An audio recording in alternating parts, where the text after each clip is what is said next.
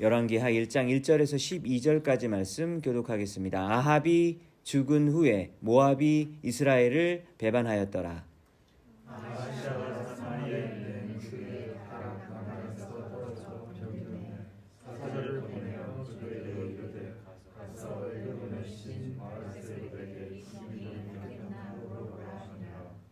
여호와의 사자가 디셉 사람 엘리야에게 이르되 너는 일어나 올라가서 사마리아 왕의 사자를 만나 그에게 이르기를 이스라엘에 하나님이 없어서 너희가 에그론의 신 바알세붑에게 물으러 가느냐.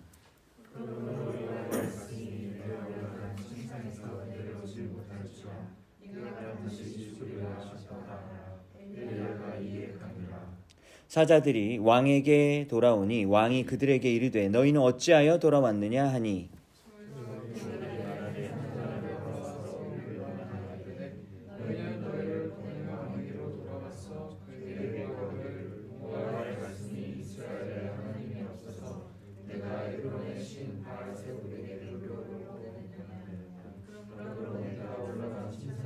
내려오지 못할지라 네가 반드시 죽으리라 하셨다 하나더이다. 왕이 그들에게 이르되 올라와서 너희를 만나 이 말을 너희에게 한 그 사람은 어떤 사람이더냐.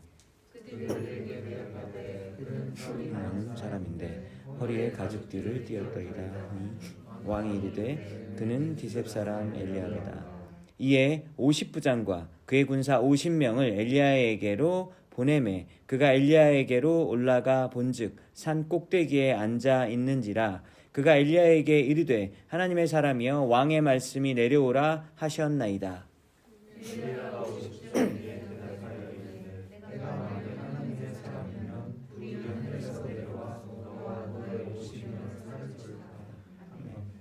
그리고 하늘에서 내려와 그와 그의 군사 50명을 살랐더라.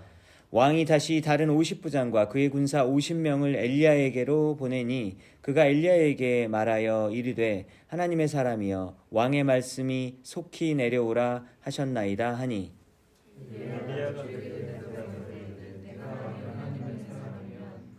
하늘에서 내려와 너와 너의 50명을 살을지로다 하매 하나님의 불이 곧 하늘에서 내려와 그와 그의 군사 50명을 살랐더라. 아멘. 네, 여러분 오늘 수요예배부터 열왕기하 Second Kings 열왕기하를 보도록 하겠습니다. 이스라엘 민족이 구약 시대 이스라엘 민족이 이제 옆 나라들을 보니까 다들 왕이 있는데 자기네만 왕이 없잖아요. 사사 정도만 있었지 왕이 없었단 말입니다. 그러니까 우리 왕도 필요하다. 우리도 왕이 필요하다라고 요구했었죠. 그래서 첫 번째 왕이 된 사람이 누구였습니까?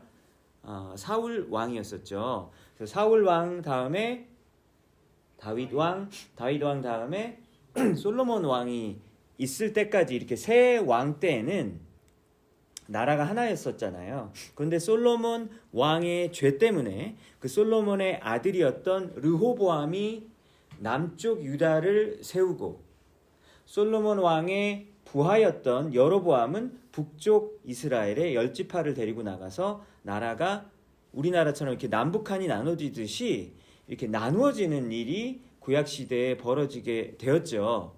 그래서 열왕기상은 First Kings 열왕기상은요.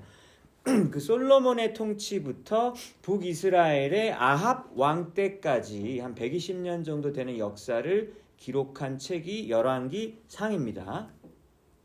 그런데 오늘 수요예배 본문에서부터 살펴보게 될 열왕기하는 그 아합 왕 다음 왕이 누구냐면 북이스라엘의 아하시아 왕이었었어요. 그래서 북이스라엘의 아하시아 왕 때부터 그리고 나서 북이스라엘이 멸망을 하게 되죠. BC 722년에 아시리아 제국이라는 제국에 의해서 북쪽은 먼저 망하게 됩니다.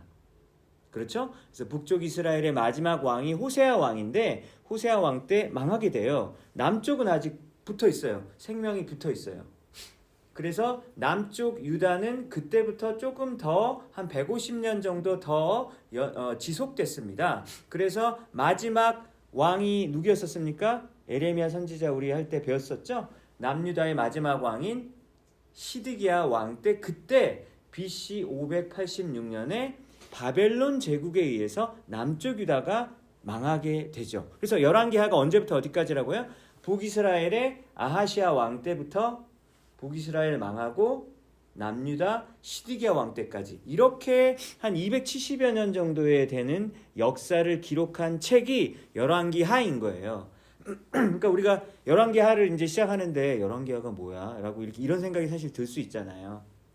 그래서 이렇게 큰 숲을 먼저 간단하게 살펴보겠습니다. 여러분, 근데 이 First King, Second Kings, 열왕기 상하가 원래는 한 권이었어요. 근데 이제 우리는 성경책을 보면 First King, Second Kings가 나눠져 있잖아요. 그죠? 상하로 나눠져 있고. 근데 구약 성경에 보면은 그렇게 상하로 나눠진 게 조금 더 있죠. 그죠? 예를 들어 사무엘 상, 사무엘 하도 있잖아요.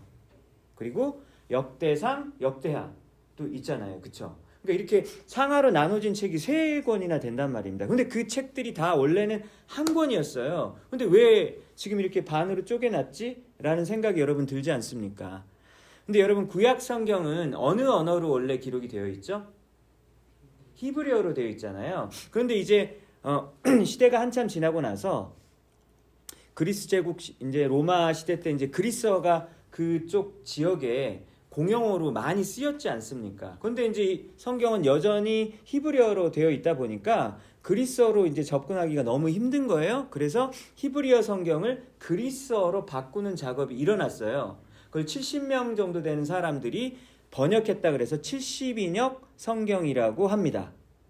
근데 이 70인역 성경을 만들 때 그때 분리한 거예요. 이렇게 열왕기 상하, 사무엘 상하, 역대 상하가 분리가 된 거예요. 왜 분리를 했냐? 왜냐면 그때는 이렇게 가벼운 종이가 없잖아요. 근데 우리는 지금 이 가벼운 종이책도 두껍고 무겁다고 안 쓰는 추세잖아요. 그래서 다 이북 들고 다니잖아요. 아이패드 하나만 들고 다니고 킨들만 들고 다니잖아요. 여러분, 그쵸? 근데 그 당시는 그것보다 비교가 안 될 만큼 무거운 거예요. 여러분, 열왕기 상하는 너무 무거워가지고 들고 다니지를 못해요. 왜냐면은 그 두루마리로 그 양피지로 된 두루마리로 되니까 둘둘둘둘 말아가지고 이렇게 들고 다녀야 되는데 열왕기 상하는 너무 무거운 거예요. 그러니까 너무 무거우니까 반으로 좀 자르자. 그래야지 좀 이동 좀 하고 다니지. 그래서 반으로 자른 거예요. 그러니까 무슨 내용상 신학적인 내용의 차이가 그런 게 아니라 그냥 반으로 뚝 자른 겁니다. 네, 그래서 그렇게 이해를 하시면 되는 것이죠. 그래서 오늘 수요예배 때부터 열왕기하를 보게 되는데요. 방금 제가 말씀드렸듯이 열왕기하는 어떤 내용으로부터 시작을 하는가? 여러분, 오늘 1장 1절을 보니까 뭐라 그랬습니까? 아합 왕이 죽은 후에 그랬잖아요. 그죠? 1절을 보니까 아합 왕이 죽은 후에. 아합 왕은 되게 유명한 왕이잖아요. 아주 악명 높은 왕이잖아요. 여러분, 되게 못된 왕입니다. 그 와이프가 누구였었죠?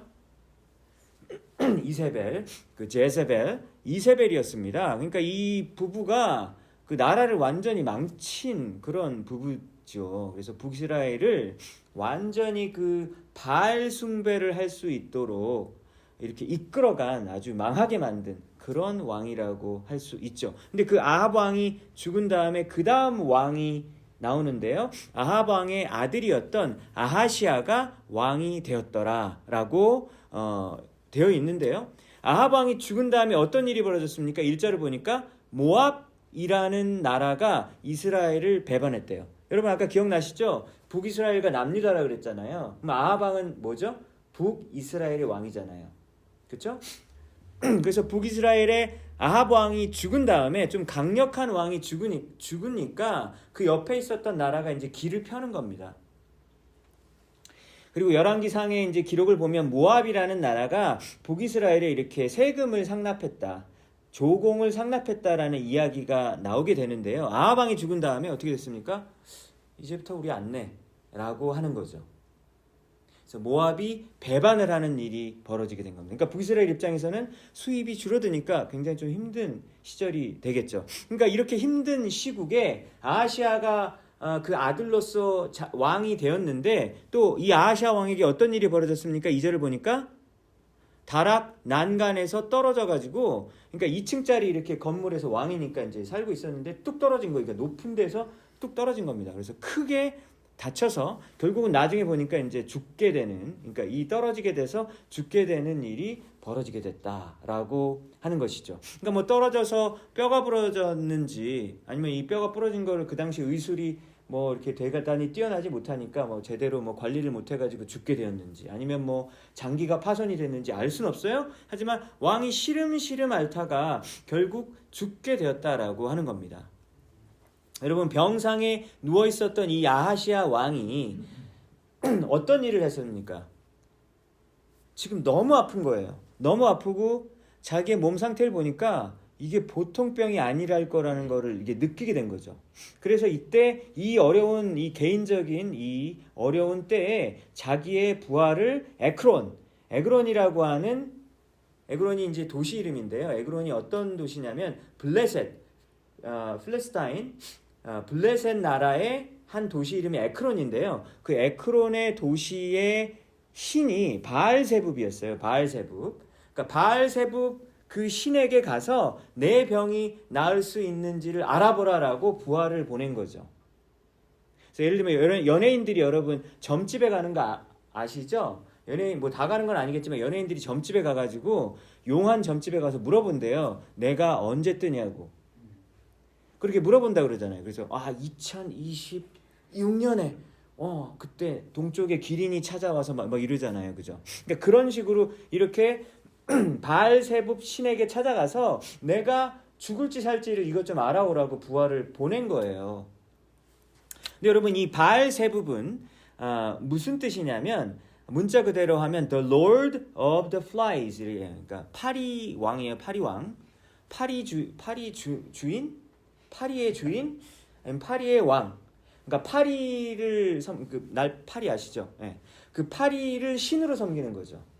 그래서 뭐 어떤 학자들은 파리의 그 날개 소리, 윙윙 소리가 어떤 주술적인 메시지로 또 들었다 뭐 이런 뭐 얘기도 하고, 하지만 대부분의 사실 구약 학자들은 이 바알세붑 이 부분을 사실은 바알세붑이 아니라 바알세불이다. 그래서 이제 한 그 철자 차이로 약간 이렇게 그 전해져 내려오는 이 사본이 사실은 그 한 글자가 오염되었을 수 있다. 그래서 원래는 바알세불이다. 바알세불이면 어떤 뜻이냐면요, 파리 왕자가 아니라 왕이신 바알이라는 뜻이 되는 거예요. 바알 the prince. 그래서 아니면 또 exalted 바알 이래가지고 높임을 받으실 만한 바알신이라는 뜻이 되어지는 거예요. 근데 뭐 둘의 공통점은 뭐냐면 파리신이든 바알신이든 여호와 하나님이 아닌 거죠. 그렇죠? 그러니까 자기의 이 죽을 것 같은 이 병을 하나님께 아뢰지 않고 그 옆에 나라 그 이방신에게 찾아가가지고 에그론의 신에 찾아가서 자신의 미래를 점쳐보려고 했었던 그 사람이 여러분 누구입니까? 북이스라엘의 아하시아 왕이죠. 아합 왕의 아들인 아하시아 왕입니다. 여러분, 근데 이 바알신은요, 바알신은 구약 성경 내내 등장하게 되는 대표적인 이방신이고 우상의 어떤 그 종교이잖아요. 그래서 여러분, 이 바알신이 있고 또 아세라신이 있습니다. 아세라신은 여신이고 바알신은 남신이란 말이죠. 그래서 이제 바알신의 어떤 핵심적 가치는 뭐입니까, 여러분? 그 바알신앙을 가진 사람의 핵심적 가치가 뭐죠? 우리 농사를 잘 좀 짓게 해주세요, 이런 거예요. 그래서 농사를 잘 지으려면 비가 잘 내려야 되잖아요. 그래서 여러분 여기 우리 주위에 보면 밀농사 짓는 분들이 많잖아요, 이쪽에. 근데 그분들은 진짜 비 내려게 해달라고 막 기도 많이 한다 그러시더라고요, 진짜로. 물론 교회 가서 이제 하나님께 해달라고 이제 기도하시는 분이 많겠지만 바알 신앙의 핵심은 농사를 잘 짓게 해달라, 바알신이요, 이렇게 해달라는 거예요. 여러분, 그러면 농사를 잘 짓게 해달라는 말은 왜 농사를 잘 짓는 거죠? 그래야 추수가 많이 거둘 수 있고 창고에 많이 쌓아둘 수 있고, 그러니까 이 경제적인 부를 이루는 거잖아요. 그럼 만약에 지금 여러분 현대적인 개념으로 따지면 뭐 해달라는 거죠? 돈 많이 벌게 해주십시오. 여러분, 이게 바로 바알 신앙의 핵심이에요. 부자 되게 해주세요. 부자 되게 해주세요. 돈 잘 벌게 해주세요. 여러분, 우리 크리스찬도 그런 기도 합니까? 저는 꽤 많이 들어본 것 같은데 우리 여러 교인들이 하나님 저 돈 많이 벌게 해주세요. 그래야지 제가 뭐 11조도 더 많이 드리고 헌금 많이 드리고 이웃들을 많이 도울게요. 뭐 그렇게 기도하시더라고요. 근데 뭐 그런 기도를 꼭 나쁘다고 할 수는 없을 거예요. 왜냐면 뭐 돈이 더 많아야 사실 더 많이 도와줄 수 있을 테니까요. 그런데 행여나 그 사실 깊은 속마음 가운데는 내가 부자 되고 싶은 게 사실 1순위고 하나님께 영광 돌리는 건 2순위일 수도 있잖아요. 사실 솔직해집시다 우리가. 그렇죠? 그러니까 그거는 정말 중요하게 다뤄야 될 어떤 우리의 마음의 중심 부분일 것 같습니다. 왜냐하면 사도 바울이 뭐라고 했습니까? 돈을 사랑함이 일만하게 뿌리라 그랬잖아요. 돈이 일만하게 뿌린가요? 아니요. 돈이 일만하게 뿌리가 아니라 돈을 사랑하는 것이 일만하게 뿌린데 우리 크리스천이라고 하는 사람들도 돈 사랑하는 거를 마치 그냥 괜찮은 것처럼 그렇게 하는 거는 이거는 문제가 있는 것이죠. 왜냐면 예수님이 뭐라고 했습니까? 넌 돈 사랑하든 하나님 사랑하든 둘 중에 하나밖에 못 골라. 그렇게 얘기하셨잖아요. 만몬을 섬기든 너는 나를 섬기든 둘 중 하나만 섬기라고 예수님이 말씀하셨어요. 둘 다는 못해요, 여러분. 하나님은 아하시아 왕이 바알세불을 찾는 모습을 보고 선지자 엘리야를 시켜서, 그러니까 지금 아하시아 왕은 자기의 부하를 바알세불 그 신의 그쪽 관계자에게 사람을 보내고, 동시에 어떤 일이 벌어지냐면 하나님이 그 모습을 보고 하나님의 그 종이었던 누구였죠? 엘리야 선지자에게 말을 하는 거예요. 너는 지금 가가지고 아하시아 왕에게 가서 이런 메시지를 전해라 라고 말씀을 했었던 겁니다. 여러분, 그러면 엘리야를 통해서 전해지는 메시지의 내용, 하나님께서 전달하고 싶었던 내용은 무엇입니까? 첫 번째, 이스라엘에 하나님이 없어서 너희가 바알세불에게 갔느냐? 이게 첫 번째 메시지죠. 하나님 없어? 하나님 없어? 왜 바알세불을 찾아가? 여러분, 이게 첫 번째 메시지입니다. 하나님 없냐고. 왜 하나님을 찾지 않고 다른 신을 찾느냐? 여러분, 이것이 첫 번째 엘리야가 전한 메시지, 책망의 메시지 첫 번째입니다. 그리고 여러분, 두 번째 메시지가 뭐죠? 그래서 너는 지금 바알세불을 찾는 그 죄를 지었기 때문에 어떤 일이 벌어지게 되죠? 너는 침대에서 죽을 것이다. 그러니까 병 치료하려고 하다가 그냥 넌 침대에서 그냥 죽는 거야. 그게 너의 운명이야. 라고 하나님이 말씀하셨던 겁니다.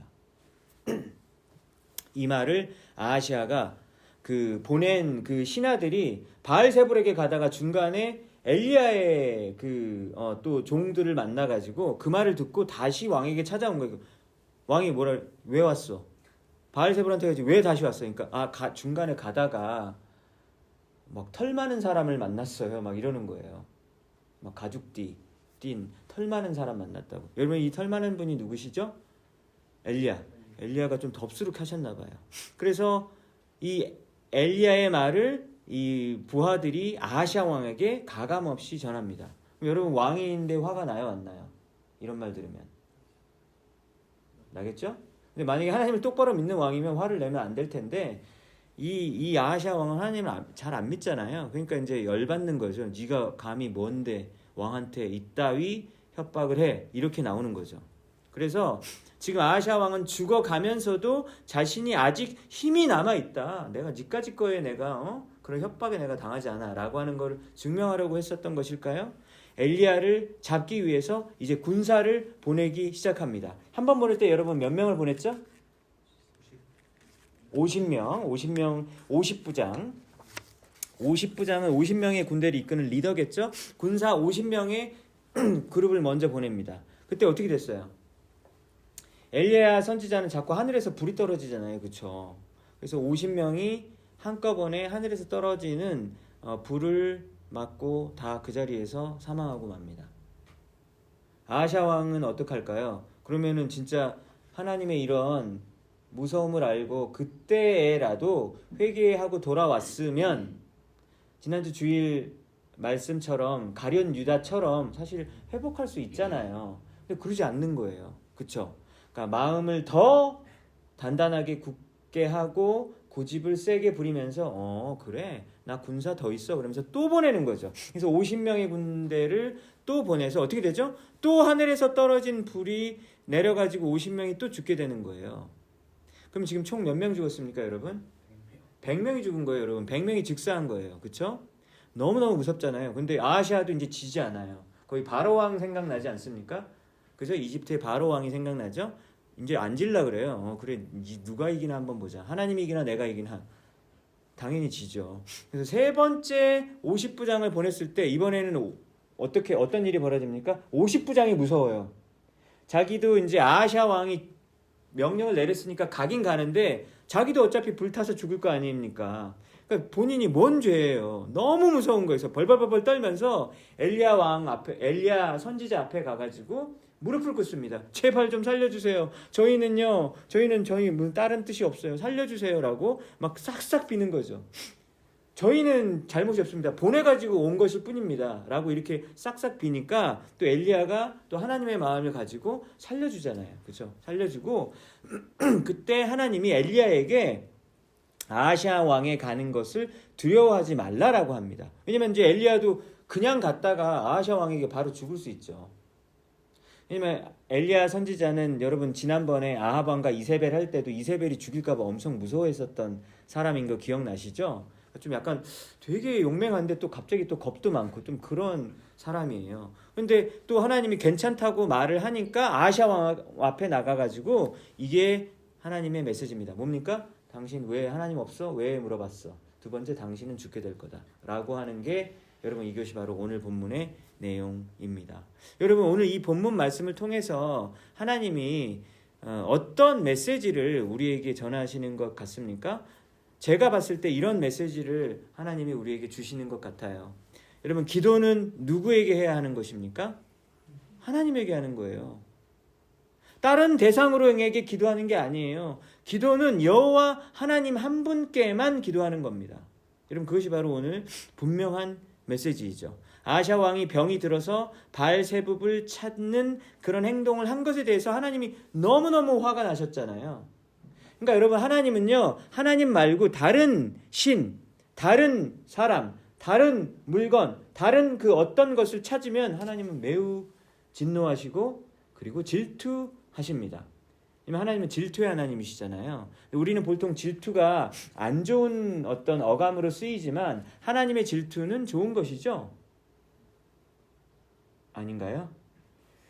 예를 들면 뭐 남편과 아내가 있어요. 근데 뭐 막 배우자가 바람을 폈어요. 근데 하나도 이상하지 않아요. 마음이 뭐 괜찮아요. 그래 뭐 기분 전환하고 와. 뭐 이렇게 말이 됩니까 안 됩니까? 이거 말이 안 되잖아요. 그때 어떤 게 있는 게 당연한 거죠? 질투가 있는 게 당연한 거잖아요. 근데 우리는 예수 그리스도의 신부라고 신약성경에서 말하잖아요. 결혼 관계거든요, 하나님과. 결혼 관계면 하나님이 질투하는 거 당연히 맞죠. 그렇죠? 그러니까 우리는 여러분, 그러니까 하나님은 질투하시는 하나님이세요. 근데 그 질투는 선한 것입니다.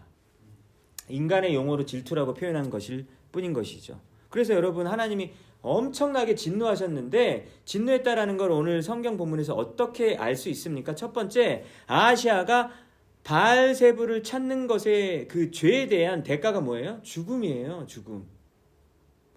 그게 무슨 말이에요? 엄청 싫어하시는 거죠.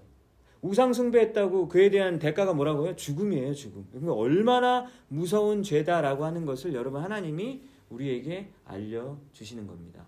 두 번째, 아하시아 왕이 보냈던 50명의 군사들이 두 번 갈 때에 50명에서 100명이 그냥 한 자리에서 다 죽어버리지 않았습니까? 그러니까 아하시아 왕뿐만 아니라 그 아하시아 왕의 뜻을 실현하려고 하는 그런 자들도 똑같은 하나님의 위협 세력으로 간주가 되어지고 그들도 동일한 하나님의 심판이 대상이 되어지는 것을 볼 때 여러분 누구 편에 설지 확실히 서야 하는 것이죠. 대강선응 사는 것은 없습니다, 여러분. 세상에 발을 걸치거나 아니면 하나님 발을 걸치거나 둘 중 하나인 것이지 양다리를 걸치는 것은 없다고 하시는 것이죠. 여러분 그래서 사실 열왕기 상하에 보면 이런 좀 기적이 스케일이 굉장히 크고 설마 이 동화 같은 얘기 아닌가라는 생각이 들 만큼 기적들이 굉장히 많이 엘리야와 엘리사를 통해서 일어나거든요. 근데 여러분 하나님이 정말로 온 우주를 창조하신 분이라면 이런 게 뭐 기적도 아니죠. 그냥 상식이잖아요. 그죠? 만약에 하나님이 정말 살아계신 분이라면, 진짜라면, 여러분 하나님이 정말로 싫어하는 것이 무엇입니까? 하나님 그 이외의 것에 기도하는 거예요. 하나님 그 이외의 것에 의지하는 것을 너무나도 싫어하는 것입니다. 그래서 여러분, 하나님은 무엇을 원하시냐면요, 우리가 하나님께 나아와서 하나님 앞에 기도하는 것을 매우 기뻐하십니다. 여러분 믿으십니까? 하나님 앞에 기도하는 걸 하나님이 너무 기뻐하신다고요. 어디에 나와 있죠? 잠언 15장 8절. 악인의 제사는 여호와께 미워하셔도 정직한 자의 기도는 그가 기뻐하시느니라. 하나님이 뭐라고요? 정직한 자의 기도를 기뻐하신다고요, 여러분. 우리는 하나님 기쁨 되길 원하잖아요. 그렇죠? 우리 삶의 목표가 뭐죠? 하나님의 기쁨 되는 거. 뭐 어떻게 기뻐할 수 있죠? 하나님을 기쁘게 할 수 있죠? 하나님 앞에 와서 기도하는 것입니다. 여러분, 누가복음 18장에 보면 예수님이 제자들에게 내가 이러한 의도 때문에 지금부터 비유를 줄 거야. 어떤 의도냐면요, 항상 기도하고 낙심하지 말아야 할 것을 너희에게 알리기 위해 이런 비유를 할 거야 라고 이렇게 얘기하세요. 항상 기도하고 낙심하지 말라는 거는요, 그 영어 성경에 보면 give up이라고 나오거든요. give up. 기도하는 걸 포기하지 말라는 거예요. 그러니까 항상 기도하라고. 근데 여러분, 우리도 하다 보면 기도가 하다가 포기가 되잖아요, 여러분. 그렇지 않습니까? 저 같은 경우는 온 가족이 안 믿는 가족이다 보니까 부모님을 위해서, 부모님의 전도를 위해서 기도하는데 한 30년이 된 거예요, 여러분. 30년 동안 매일 기도하면 좋은데 제가 그런 사람이 못 돼가지고 한 10년 기도하다가 뭐야, 하나님 구원 없나? 우리 집에 구원 없나? 그래서 기도가 포기가 되더라고요, 여러분. 근데 이거 하나님이 원하시는 기도인데 너무 오래 하다 보니까 저도 이제 좀 지친 거예요. 그래서 뭐 이제 기도 안 해. 뭐 까먹고 안 하고. 나중에 또 생각나면 또 한 번씩 하고. 이런 식이 되는 거죠. 근데 주님이 뭐라 그러셨죠? 항상 기도하고 기도하는 걸 낙심하지, 포기하지 말라고 얘기하는 거예요. 그러면서 그 과부의 강청하는 그런 비유를 얘기하십니다. 어떤 못된 재판장이 있는데 과부가 와서 자꾸 얘기해가지고 뭐 좀 나 억울하니까 좀 풀어달라고 하는데 재판장 생각에는 너무 자주 올 것 같은 거예요, 이 과부가. 그러니까 그래, 알았어 빨리 해줄게. 그래서 해결을 해준 거예요. 하물며 그렇게 못된 재판장도 그렇게 하는데 하나님이, 의인이, 하나님이 택하신 자들이 밤낮으로 간구하는 그 원한을 하나님이 안 풀어줄까? 라고 예수님이 얘기하시는 거예요. 여러분들이 그 어떤 기도 제목이든 상관없거든요. 이거는 좀 하나님이 좀 기뻐하지 않는 기도 제목 아닌가? 나는 좀 더 좋은 기도 제목 해야지. 그래가지고 세계 평화를 위해서 기도하시고 기후 변화를 위해서 기도하시고 좋은 기도인데요. 근데 그거 좋지만 여러분들의 작은 기도 제목도 괜찮아요. 하나님 앞에 너무 속상한 거 있잖아요. 밤낮으로 와서 기도하라고요. 예수님이 그렇게 얘기하시잖아요. 밤낮으로 기도하라고. 그러면 그 원한을 예수님이 안 풀어주겠냐라고 말씀하시는 겁니다.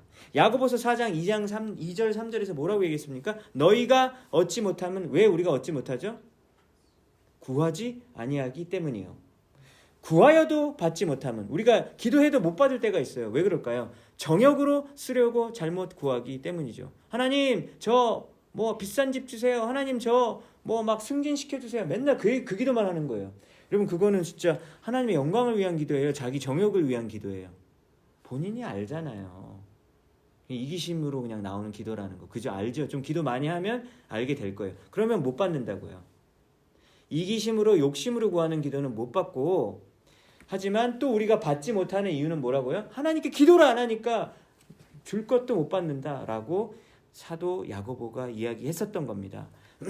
여러분, D.L. 무디라는 그 전도자가 있었잖아요, 미국에. D.L. 무디라는 분이 이런 말씀을 하셨대요. 어떤 사람들은 하나님은 우리가 너무 자주 찾아와서 간구하면 하나님을 너무 괴롭히는 게 아닐까라고 생각을 한대요. 그런데 하나님을 괴롭히는 가장 확실한 방법은 뭘까요? 하나님께 아예 안 나가는 것. 하나님께 아예 안 나가면요, 그게 하나님이 제일 괴로우시대요. 라고 D.L. 무디라는 분이 참 좋은 말씀하셨죠. 그죠? 여러분, 어려운 일이 있을 때 누군가를 찾아가는 거는요, 그 어려움을 당한 사람 입장에서는 이제 도움이 필요하니까 찾아간 거라는 점에서 의미가 있고요. 그런데 그 도움을 찾으러 어떤 사람에게 이제 찾아오는 그 당사자는, 그 도움을 줄 수 있는 그 사람 입장에서 보면요, 어려움을 겪는 자가 자기에게 찾아오면 기분이 나빠요? 여러분, 후배가 여러분에게 찾아와서 이럴 때는 어떻게 해야 됩니까? 얘기하면 아, 나도 내 코가 석자야. 왜 나한테 와? 이런 생각이 드세요? 아니면 오히려 보람이 있으세요? 상황에 따라. 아, 네. 많이 바쁘신가 봐요. 네. 보통 큰 보람을 느끼잖아요. 그렇죠? 보람을 느끼고 때로는 삶의 의미까지 느껴요. 그렇지 않습니까, 여러분? 여러분, 자녀가 여러분들에게 정말 어려운 문제를 갖고 찾아올 때, 야, 바쁜 거 몰라? 이러세요? 아니면 너무 기분이 좋으세요? 당연히 기분이 좋죠. 오히려 문제 생겼을 때 막 지 친구한테만 맨날 얘기하고 엄마 아빠한테 맨날 얘기 안 하고 자기 선배한테만 얘기하고 엄마 아빠한테 얘기 안 하면 엄마 아빠 엄청 서운하시잖아요. 하나님도 똑같다고 얘기하는 거, 똑같다고 하는 것이죠. 여러분들을 사랑하셔서 독생자 예수까지 주실 수 있는 분이 하나님이시잖아요. 하나님이 그렇게 여러분을 사랑하세요. 죄의 벌을 너가 받기에는 너무 커. 네 죄가 너무 크거든. 그래서 너는 그 벌 다 못 받아. 그러니까 차라리 내 아들 예수가 너 대신 받게 해줄게. 너는 그냥 괜찮아. 너는 그냥 회개만 해. 내 아들이 그 모든 대가를 치르게 하겠다. 라고 하실 만큼 여러분들을 사랑하시잖아요, 하나님이. 그런데 문제만 생기면은 아버지 안 찾고 자꾸 옆집 아저씨 찾아가면 여러분, 하나님이 너무 속상한 거예요. 바알세붑을 찾아가지 말라라는 것이죠. 왜냐면 여러분, 뭐 요즘에 지금 이 수협에 오신 분들 중에서 누가 진짜 뭐 직접적으로 바알세붑을 찾아가겠어요? 여러분들 중에 뭐 혹시 뭐 부처님 찾아가실 분 있어요? 그러면 수협에도 안 나오셨겠죠. 그쵸? 근데 우리는 대놓고 다른 신을 찾진 않지만 우리에게 은밀하게 찾아가는 대상이 있단 말입니다. 그쵸? 하나님 말고 우리는 은밀하게 다른 신을 찾아가고 다른 것을 찾아가고 다른 사람을 찾아가면서 오히려 위안을 얻고 그 방법을 통하여서 도움을 얻고 그래서 대강 해결하고 하나님 없어도 해결됐네? 라고 하면 넘어가면서 불신앙이 점점점 쌓이게 되는 아주 나쁜 사이클을 여러분 우리가 유지하면서 살아갈 때가 참 많지 않습니까? 여러분, 아시아라는 이름의 뜻이 뭐냐면요, 하나님의 소유라는 뜻이래요. 여호와께서 붙잡으셨다, 홀드하셨다라는 뜻이래요. 근데 지금 아시아는 누구를 붙잡고 있어요? 아시아는 여호와 하나님을 안 붙잡고 바알세붑을 붙잡고 있잖아요. 하나님의 소유가 아니라 나는 하나님의 소유가 아니야. 하나님이랑 나랑은 남남이야 라고 이렇게 지금 살아가고 있습니다. 이름은 완전히 크리스찬 이름이에요. 그죠? 그런데 사는 거는 전혀 그렇지 않다라고 하는 겁니다. 이름은 김요한이에요. 이름은 이에스더예요. 근데 살아가는 거는 그렇지 않을 수 있잖아요. 그렇죠? 그러니까 뭐 이름이 내 삶을 책임져 줄 수 있는 것이 아니고 내가 하는 몇 가지 행동들 그리고 내가 뭐 교회 뭐 이거 하고 이런 것들 때문에 여러분 내가 하나님 앞에서 온전하다라고 안주했다가는 큰 낭패를 볼 수 있다라고 하는 겁니다. 여러분, 이스라엘의 왕이에요. 여러분, 이스라엘은 아브라함의 후손이잖아요. 그 나라를 대표하는 왕이었으니 본인 딴에는 나 뭐 신앙도 있어라고 생각하는 거죠. 근데 전혀 아니잖아요. 여러분, 오늘 이 말씀을 통해서 여러분들의 그 문제와 삶의 어려움이 무엇이든지 간에 그것이 크든지 작든지 간에 여호와 하나님 앞에 가져오시는 여러분 되시기 바랍니다. 여러분 그 문제를 하나님께 말씀하세요. 하나님이 기뻐하십니다. 그리고 그 문제에 대해서 응답을 반드시 주세요. 근데 여러분 응답을 반드시 주신다라는 그 말은 내가 원하는 방식대로 해결해 주신다라는 말은 아니고요. 하나님이 그 문제에 있어서 반드시 여러분들이 느낄 수 있도록 개입해 주신다라는 거예요. 반드시. 여러분 예외가 없습니다. 기도하시면요 놀라운 일이 벌어져요. 기도를 안 해서 문제지 여러분. 기도를 여러분 끈질기게 붙잡고 한번 해보세요. 여러분 반드시 그곳 가운데 하나님의 놀라운 역사가 일어나는 것을 그때마다 체험할 수밖에 없다니까요. 진짜입니다 여러분. 여러분들의 문제를 들고 하나님 앞에 나와야 하는 이유는 그렇게 할 때 우리의 시선이 문제만 원래는 박히잖아요 여러분. 나 너무 힘들어. 근데 이제 그 문제에만 집중했던 그 시선이 하나님으로 돌릴 수가 있거든요. 뭐를 통해서만요? 기도를 통해서만. 여러분 기도 안 하면요 문제만 본다고요. 그거가 바꿔질 수 있는 유일한 방법은 기도밖에 없습니다. 배 안에 예수님이 계셨어요. 근데 제자들이 막 폭풍우가 이니까 예수님이 계속 자고 있는 거예요. 그쵸? 배 안에 물이 들어가고 막 찬물 막 들어오고 막 추워 죽겠는데 이제 죽게 생겼는데 그러니까 제자들이 이제 나중에 화가 나가지고 계속 자는 예수님 보고 뭐라 그랬습니까? 우리가 죽게 되었는데 안 돌보세요? 막 이러잖아요. 엄청 짜증내잖아요. 주님, 우리가 지금 죽게 됐는데 신경 안 써요? 완전히 패닉을 했습니다. 근데 여러분, 예수님이 배 밖에 있었어요? 아니잖아요. 어디에 있었죠? 배 안에 계셨잖아요. 예수님이 배 안에 계시면 안 죽어요. 아무리 풍랑이 있어야 돼요. 왜냐면 예수님 나중에 십자가에 달려 돌아가셔야 되거든요. 그 일이 일어나기 전에 안 죽어요. 그러니까 예수님이 배 안에 있음을 봐야 된다라고 하는 것이죠. 여러분, 배 안에 계심을 볼 수 있게 만드는 유일한 방법은 무엇입니까? 기도입니다, 여러분. 기도하지 않으면 문제에 함몰돼서 불안과 두려움 가운데 패닉할 수밖에 없는 것이죠. 여러분, 흔들리지 말고 앞으로 나아가시는 여러분들 되시기 바랍니다. 여러분의 문제가 너무 커 보이지만 기도하면 할수록 여러분 놀라운 일이 벌어지는데, 마치 눈사람에서 눈이 점점 햇볕 때문에 줄어드는 것처럼 기도하면 할수록 내 문제가 점점 작아지는 것을 경험할 줄로 믿습니다. 내가 하면 불가능이지만 주님이 다루시면 능치 못할 일이 없다 라고 하는 사실, 여러분 다시 한번 우리의 마음속에 깊이 새기시는 여러분들 되시기 바랍니다. 히브리서 11장에서는 여러분, 기도하는 크리스찬을 뭐라고 얘기했습니까? 세상이 감당 못하는 사람이라고 말했어요. 세상이 감당을 못해. 너무 세다 너. 세상이 감당 못하는 그리스도인들. 하나님께 더욱더 간절히 기도하심으로, 기도를 포기하지 않으심으로 세상이 감당 못하는 하나님의 자녀들 되시는 여러분들 되시길 주님의 이름으로 축복합니다.